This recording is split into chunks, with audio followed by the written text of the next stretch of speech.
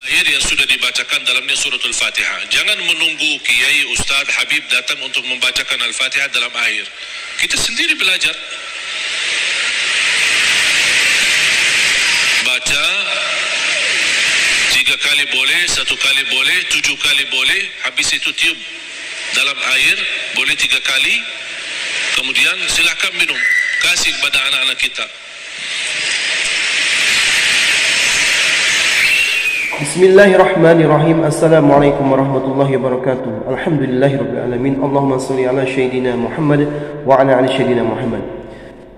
Sahabat yang beriman yang insyaallah dirahmati oleh Allah Subhanahu wa taala, pada kesempatan yang sangat mulia ini mari sama-sama kita simak, kita dengarkan tausiah yang akan disampaikan oleh almarhum guru kita, yaitu Syekh Ali Jabir, tentang kedahsyatan suratul Fatihah. Untuk lebih jelasnya, untuk lebih detailnya, mari sama-sama kita simak tayangan. Bismillahirrahmanirrahim. Assalamualaikum warahmatullahi wabarakatuh. Waalaikumsalam warahmatullahi wabarakatuh. Alhamdulillahi rabbil alamin, wa ashhadu an la ilaha illallah wahdahu la syarika lahu waliyus salihin, wa ashhadu anna sayyidana wa nabiyyana Muhammadan abdullahi wa rasuluhu as-sadiqul amin. Allahumma salli wa sallim wa barik ala sayyidina Muhammad wa ala alihi wa sahbihi wa man tabi'ahum bi ihsanin ila yaumiddin. Allahumma allimna ma yanfa'una wa anfa'na bima 'allamtana wa zidna ilman wa tuqa. Para jemaah sekalian yang dimuliakan Allah Subhanahu wa taala,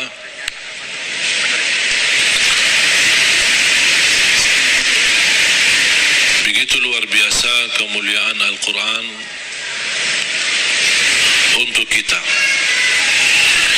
Kita terpilih menjadi umat Nabi Muhammad sallallahu alaihi wasallam, menjadi ummatul Quran.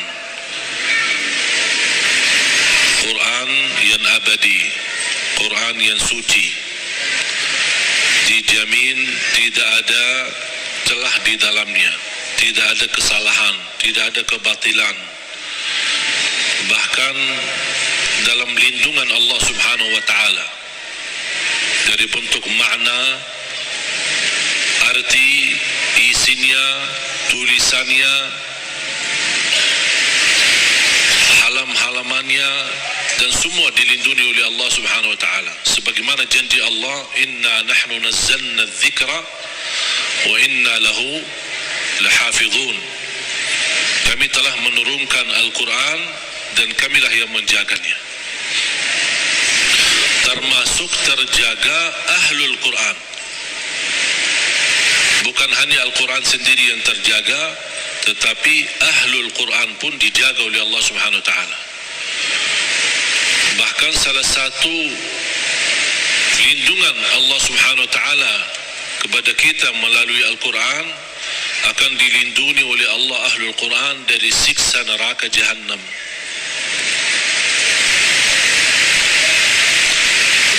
Artinya, kalau ada seorang ahlul Quran tapi masih berlaku dosa maksiat,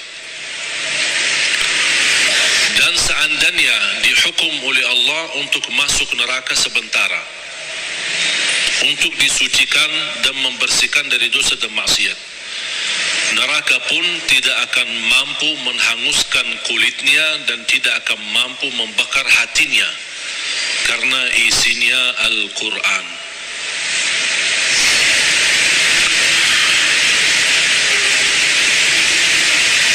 Banyak kelebihan Al-Quran untuk kita. Surah yang paling agung di dalam Al-Quran suratul Fatihah. Ayat yang paling agung di dalam Al-Quran ayat Al-Kursi. Suratul Fatihah, kalau boleh saya artikan dialog sama Allah, berdialog dengan Allah. Setiap satu ayat kita baca, Allah jawab kita. Makanya disunnahkan kalau kita baca suratul Fatihah, jangan disambungkan ayatnya. Setiap ayat berhenti. sebagaimana dijelaskan oleh Siti Aisyah radhiyallahu anha, kana Rasulullah SAW idza qara'a al-Fatihah kana yufassiruha tafsira. Ketika Rasulullah SAW membaca suratul Fatihah seperti dia mentafsirkan suratul Fatihah, saking pelan-pelan dan bertahap-tahap membaca ayat-ayatnya suratul Fatihah, menunjukkan beradab sama Allah Subhanahu wa taala, kehormatan karena dia sedang berdialog dengan Allah melalui bacaan suratul Fatihah. Sebagaimana Rasulullah SAW bersabda di hadis yang diriwayatkan Imam Tirmizi, hadis itu hadis qudsi, qasamtu as-salata baini wa baina 'abdi nisfain. Aku telah membagikan salat antaraku dan hambaku, kata Allah, menjadi dua bagian. Dan yang dimaksud kata as-salat di hadis ini adalah suratul Fatihah. Ternyata suratul Fatihah memiliki banyak nama. Disebutkan nama di antara lain Al-Fatihah, Ummul Kitab, Ummul Quran, As-Salah, Asy-Syafiyah, Ar-Raqiyah, Al-Waqiyah, menyembuh segala penyakit, melindungi dari segala bahaya, gangguan, godaan. Lebih baik kita ruqyah diri sendiri. Sering orang bertanya, saya tidak faham ayat-ayat ruqyah, cukup dengan suratul Fatihah. Suratul Fatihah sudah mewakili semua ayat-ayat untuk meruqyah diri sendiri, menjadi rutin dibaca. Boleh jadi wirid, setiap hari kita baca Al-Fatihah 10 kali, 20 kali, 100 kali, semampu kita. Jadi wirid, keberkahannya luar biasa. Boleh menjadi doa dalam air minum kita. Setiap mau minum air dalam botol atau gelas, kita baca Al-Fatihah, tiup di dalam air, kemudian minum. Itu menjadi obat. Biasakan anak-anak kita minum air yang sudah dibacakan dalamnya suratul Fatihah. Jangan menunggu kiai, ustaz, habib datang untuk membacakan Al-Fatihah dalam air. Kita sendiri belajar. Baca 3 kali boleh, 1 kali boleh, 7 kali boleh. Habis itu tiup dalam air, boleh 3 kali. Kemudian silakan minum. Kasih kepada anak-anak kita.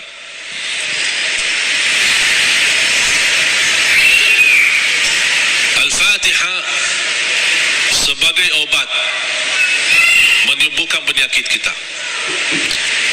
Ada yang merasa gesak di hati, merasa stres kepalanya, boleh taruh tangan yang kanan di atas kepala dan baca Al-Fatihah.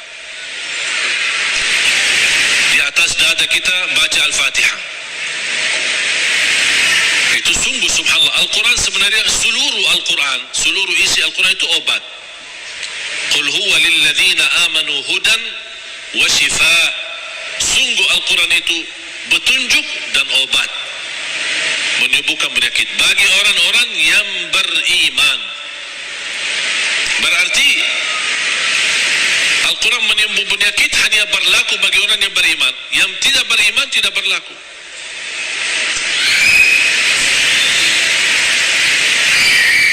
Dan banyak hadis yang menunjukkan Al-Fatihah itu sebagai ruqyah.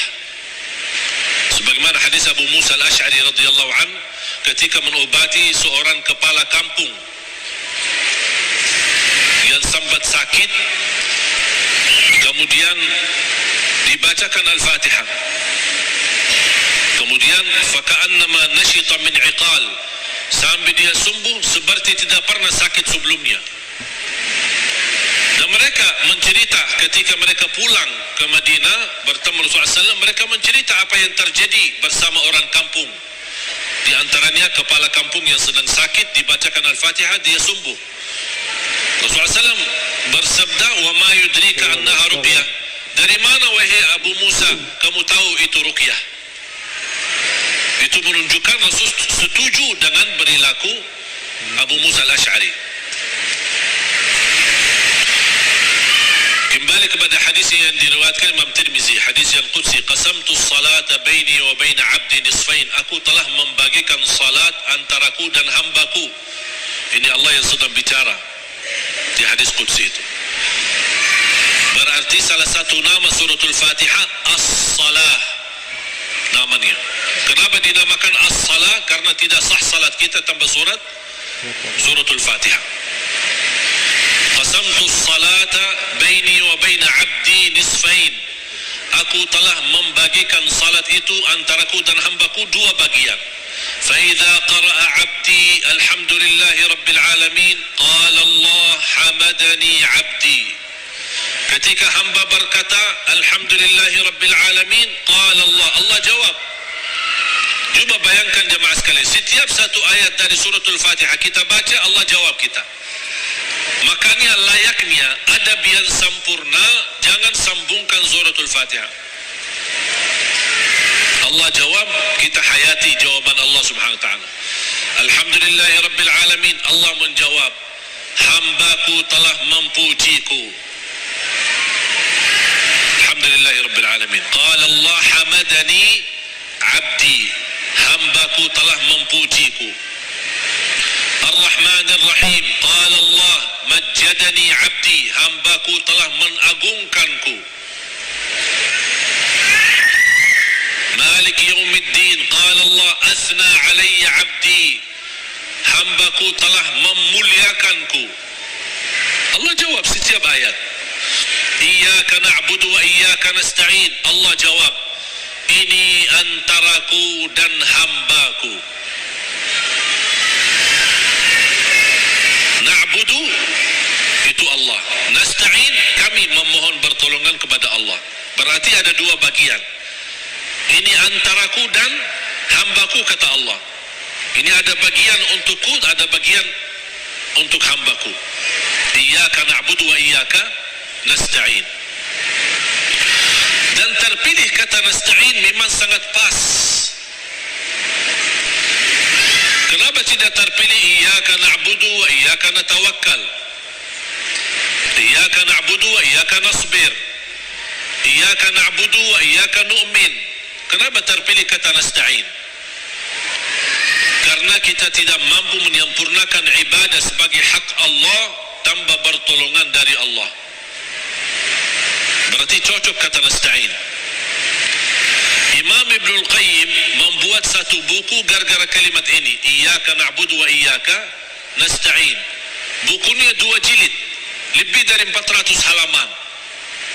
Hanya membahas Iyyaka na'budu wa iyyaka nasta'in. Madarijus salikin fi manazili iyyaka na'budu wa iyyaka nasta'in. Sudah ada dalam bahasa Indonesia. Atau silakan kalau keberatan membeli bukunya, mungkin mahal, bisa anda download di Google, Syekh Google. Buka nama bukunya Madarijus Salikin fi Manazili Iyyaka Na'budu wa Iyyaka Nasta'in. Selain buku ini yang sangat bagus yang dimiliki oleh Imam Ibnul Qayyim, buku yang kedua adalah Zadul Ma'ad. Zadul Ma'ad. Kata guru saya, fantasnya dan layaknya setiap orang muslim menyimpan buku ini di samping tidurnya, di tempat tidurnya. Sebelum mau tidur, baca walaupun 1 halaman dari buku itu. Kenapa? Karena buku Zadul Ma'ad termasuk buku yang terbagus membahas ibadah-ibadah dan sehari-hari Nabi Muhammad sallallahu alaihi wasallam. Dan kita bisa terapkan setiap hari. Ini baca amalannya apa, ini baca amalannya apa, gimana tidurnya Rasul, gimana ibadahnya Rasul, gimana zikirnya Rasul, gimana makanannya Rasul, gimana perginya dan jalannya Rasul. Ini semua dibahas dalam buku itu, Zadul Ma'ad. Silakan buka di Google juga. Banyak Syekh Google hebat itu, semua ada. Karya Imam Ibnul Qayyim. Kalau anda bisa beli 2 buku ini atau bisa download di internet, itu sangat bagus. Sudah ada dalam bahasa Indonesia.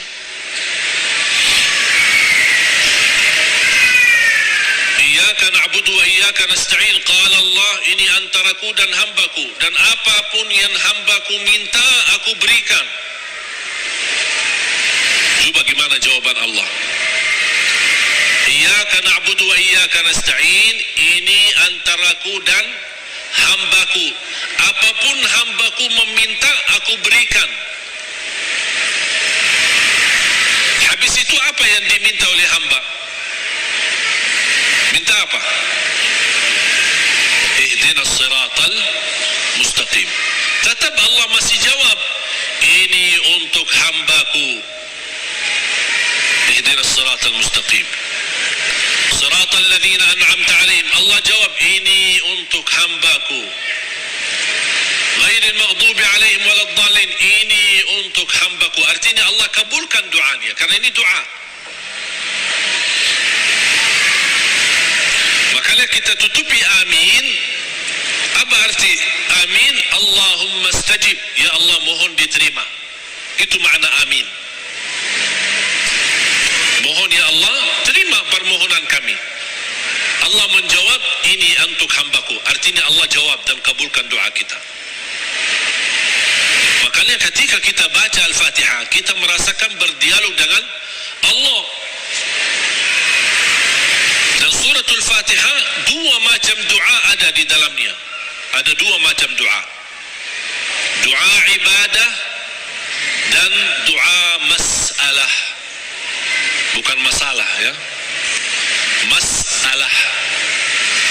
Doa ibadah dan doa masalah. Apa beda doa ibadah sama doa masalah? Ini ada dua macam doa, dan dua-duanya ada di dalam suratul Fatihah. Doa ibadah yang isinya memuji Allah tanpa meminta. Doa ibadah memuji Allah tanpa meminta, tidak ada permintaan. Contoh, Alhamdulillahi Rabbil Alamin. Apa permintaannya? Tidak ada. Cuman artinya apa? Memuji Allah. Segala puji bagimu ya Allah. Dan tidak ada kata yang terindah daripada kata Alhamdu. Karena Alhamdu sudah mewakili semua segala pujian. Artinya jemaah sekalian, kalau ada di antara kita yang tidak faham cara yang terbaik memuji Allah, tidak hafal kata-kata yang panjang dan indah, tidak hafal Asmaul Husna, aku ingin memuji Allah, cukup satu kata, Alhamdulillahi Rabbil Alamin, mewakili segala pujian. Makanya kata ini sangat luar biasa. Kalau diartikan dalam bahasa Arab, segala puji bagimu ya Allah. Artinya semua pujian bagimu ya Allah, segalanya. Makanya disebut kata itu doa ibadah, karena isinya memuji Allah tapi tidak meminta. Tidak meminta apa-apa. Doa yang kedua, doa masalah, yang isinya memohon sesuatu. Memohon sesuatu. Contoh, ihdinas siratal mustaqim. Itu kan ada permintaan.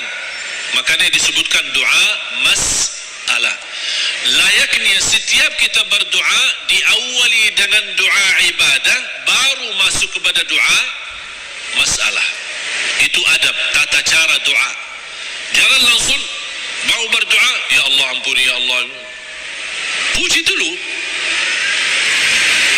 Karena Allah senang mendengar pujian hamba.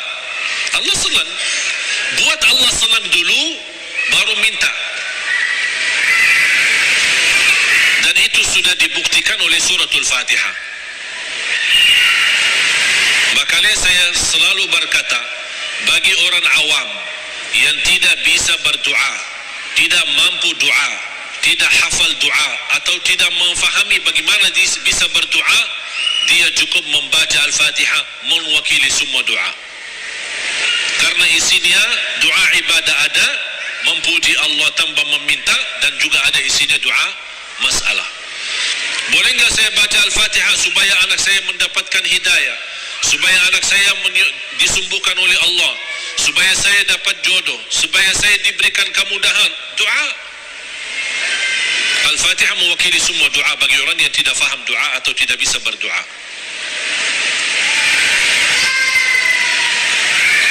Jadi diawali doa kita dengan ibadah atau doa ibadah yang isinya memuji tambah meminta, baru masuk ke tahap yang kedua, doa masalah, memohon kepada Allah SWT. Dan juga tolong jemaah sekalian perhatikan, habis dibacakan Al-Fatihah sampai iyyaka na'budu wa iyyaka nasta'in, belum meminta apa-apa. Kita memuji Allah, mengagungkan Allah, memuliakan Allah, kemudian kita mengaku sebagai hamba Allah, dengan kita ikrarkan iyyaka na'budu, itu hakmu ya Allah, dan kami memohon pertolongan.